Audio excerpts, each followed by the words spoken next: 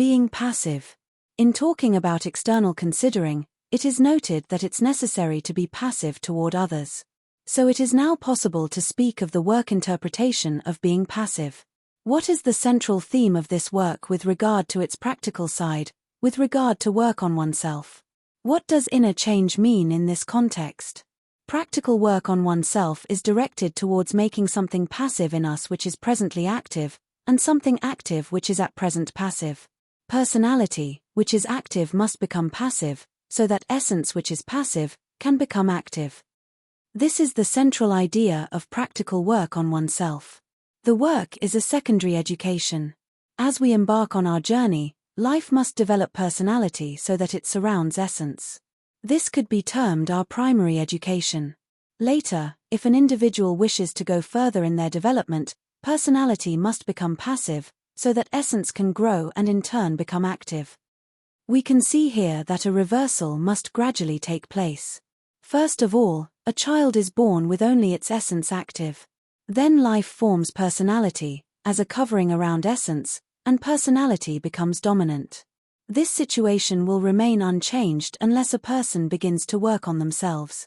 If they do so, then personality will gradually become more and more passive, as essence develops. Hence there are three possible orientations. First, in the child, essence active. Second, in the adult, personality active. And then third, in the case of someone who works on themselves, personality passive and essence active. The whole aim of this work is therefore to render our acquired and conditioned personality passive. In a work sense, to become passive means inner work on personality. It means eventual separation from personality. By the action of life, there has been formed in every one of us a very complex built-up thing called ego. This has been formed through imitation, by custom, the influence of the period that we grew up in, by example or influence, by fantasies derived from the media, from theatre and drama, from fashion, by attraction, hero worship, imitation and 1,001 other forces, acting upon us from the outside, then entering through our external senses, from outer life. All this forms the acquired side of us and is referred to as personality, street smarts or our sassiness. Essence, on the other hand, is what we are born with. Personality is what we acquire. What we are born with, or as, is gradually changed by all these things that are acquired, then accepted and consented to, believed in and identified with. A new persona therefore grows around our original essence, which is personality. And all this must take place because essence by itself cannot grow beyond a limited point. A person cannot grow straight up from essence. This is one of the strange things that the work teaches. In consequence of the formation of personality, our center of gravity of consciousness shifts from essence in childhood on outward into whatever personality has been acquired from the particular circumstances that we are brought up in, and the particular things that have interested us on the one side, or have attracted our vanity on the other side. In this way, we, as it were, lose our original basis and become something acquired, something invented. Our feeling of I passes outwards into all sorts of feelings and thoughts derived from life. A person feels no real inner stability when they derive their feeling of themselves from life. Which is why they are always afraid that something might happen to them, to their fortune, to their status, or to their health. This is due to their identifying with everything that life has formed in them, and this means they only feel or sense themselves through personality. However, other feelings of oneself are possible, those that are not derived from life or from personality, and these feelings give someone a sense of stability, one that nothing outside can take away. It is from these feelings that we begin to feel ourselves free, because they depend upon nothing outside of them, and this cannot be taken away from us. Such a person is no longer slave or subservient and dominated by outer things. Let's imagine that, as a child, we get into the first team of some activity at school. Then we begin to feel ourselves outwardly through this herd or group, and wear a cap, some badge or a t-shirt that gives us this feeling of self-pride and belonging. We have become a member of the first team, and this is now our greatest feeling of I. Then we are ejected from the team. What a tragedy! All this is necessary with regard to our first education. So we become this or we become that in life, which we should, and we must. We have this or that success or triumph and so on, and we should. It is a sort of training or development process, and is all necessary at first. All this forms feelings of the self in personality, which roughly speaking lives by comparison with others. That is, we feel a loss of ourselves in the presence of a person who wears a more distinguished cap, or a brighter tie than we do. All this is necessary, but gives the wrong center of gravity. Let's imagine that we are some great actor, artist, or an accomplished athlete. We will not listen comfortably to praise of another artist or athlete. Why? Because our feeling of I is derived from personality, and so we will feel a loss of I, a loss of the very feeling of ourselves if someone else surpasses us. However, all this is to train us in illusions about our I. For if we possessed any trace of real feeling of I, this would be impossible. Real I does not exist through comparison. It's important to remember this. We should understand that when it is said that personality roughly lives by comparison, we only have to study ourselves or others in this light for a short time, to see how easily everyone is upset or chagrined, and how brittle this feeling of I is, in which people keep trying to live vicariously. In the feeling of I derived from some aspect of personality. Let's keep for the time being to the great formulation of the work concerning personality and essence. The third or neutralizing force of life, makes and must make, personality active and essence passive. Therefore the work says that if we come into contact with the third force of this work, which opposes life, then personality must gradually be rendered passive, to allow essence to develop. All individual evolution, all real inner development of ourselves, depends upon a growth of essence. If we are full of false feelings of I, of invented ideas of ourselves, then there can be no further growth of essence. Real inner change is a development of essence, of what is the most real and the deepest part of us. For this to take place, personality must gradually become passive. This is the real meaning of being passive in the work. It is becoming passive to personality in ourselves.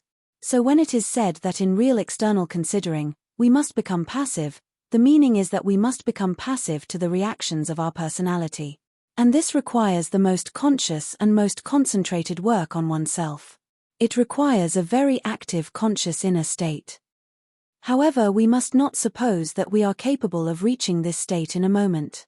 Owing to the formation of personality, we all have typical, habitual ways of reacting to circumstances and events, to other people and personalities. If we cannot observe our typical reactions, our continual mechanical ways of taking things or people, our usual stereotypical behavior, our ever-recurring unpleasant manifestations, our vexations and strictures, etc., then we have no idea that we even have an acquired personality. We take ourselves for granted, as a kind of solid virtuous lump. Nonetheless, although we take ourselves for granted so easily, we are not one and the same person at different moments, as we might suppose. We are not solid. If we saw clearly that we are not in one and the same fixed state always, then we would not take ourselves for granted as we do. Something of our vanity and self-conceit binds this personality, composed of many different and contradictory I's that have been acquired over time. It also contains all sorts of other things about which the work often speaks: negative attitudes, buffers, pictures of oneself, mechanical associations, songs, videos, typical forms of imagination, negative states, characteristic forms of lying, and in short, all that the practical side of this work teaches us to notice and observe in ourselves, throughout life. Once the work begins to act on a person genuinely, then all these forms of feeling oneself, all these feelings of I derived from personality, begin to dissolve away. However, the action of the work in this regard is very gradual, because the work acts on people very gently, and only in reference to what each of us can stand. When we really begin to see something in ourselves, then it means that we can stand it. If we cannot see any eyes, it means that we are not ready yet. To see oneself as one really is, would be intolerable. So the action of the work is gradual.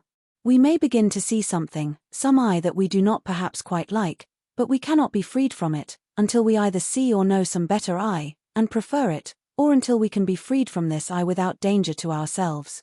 Let's then continue with the meaning of being passive. In the full sense, it means being passive to personality, and this in turn means being passive to oneself. Can you be passive to your mechanically arising objections for even 5 minutes? Observe how your personality reacts every moment to everyone and everything. It is this constant mechanical reaction that must be worked on in order to begin to be passive to oneself, which requires a constant conscious state of self-observation. No one can do it as yet for long. However, we can practice being passive in this sense for a short time, say 5 minutes, and usually through distraction, like walking meditation, beating a dharma drum and so on. Notice when you begin to object inside, notice what reactions arise in you, then try to be passive to them, not to the people who cause them to arise. We must make ourselves passive to our own reactions, not to the people we are reacting to. To do this, one must be awake inside oneself, and capable of seeing different eyes in us, than what they want to say, or how they want to act at the moment. Let's examine this a little further. Can we understand where we have acquired many things in ourselves that we take as being who we are? Can we agree that through education, imitation, example, what we were taught, experience and so on, we have all sorts of ideas, ambitions, estimations, values, judgments, expectations, opinions, ways of displaying like and dislike, characteristic ways of speaking, and in short, many typical reactions to life? Then is it too much to say that all these built-up acquired reactions are usually taken by us as ourselves? We think them necessary, do we not, even natural, because we think they represent who we are. But the real you, or rather, the real I in you, is not all these things that you keep holding on to and taking as yourself. If we begin from this simple basis, then we can begin to understand what it means to be passive to ourselves, or rather, passive to what we constantly take as ourselves. To be passive to oneself, one must not take oneself for granted. There is no such thing as an I in us. When a person, totally identified with their acquired personality, says for example, I think this, I think that. The work answer is, which I is now speaking? Do you see how powerful this idea is? Can we begin to apply the power of this work idea to ourselves? Certainly not, if we do not first begin to break ourselves up into different I's. If we take ourselves for granted as a solid, then there is no breaking up of oneself, and therefore no change is possible. The word I will come out of our mouth at every moment, but we will not see that it is a different I speaking at every moment. One I will shout, another I will speak tenderly, and so on. Yet we do not see that each I is utterly different. It is a great shock to self-conceit to realize that there is no such person as I. However, unless this begins to dawn on us, we will never be able to begin to be passive to ourselves. We cannot begin to be passive to ourselves unless we are able to see ourselves as many different people through inner observation, then learn about our different I's, and to know particularly which I's in us we must never allow to take full charge of our lives. We can speak next of identifying with oneself more fully, and the different forms of practicing inner separation. But should note here that I's which value this work must never be allowed to lose their authority in us. Notice the I's that you are consorting with, and do not keep company with wrong people within yourself. Remember, you are a city of 9 gates, with slums and dangerous streets. Then also better streets and good citizens. Remember, you are a house full of servants, under no control. Our first education has partly to do with not consorting with the wrong people outside of us.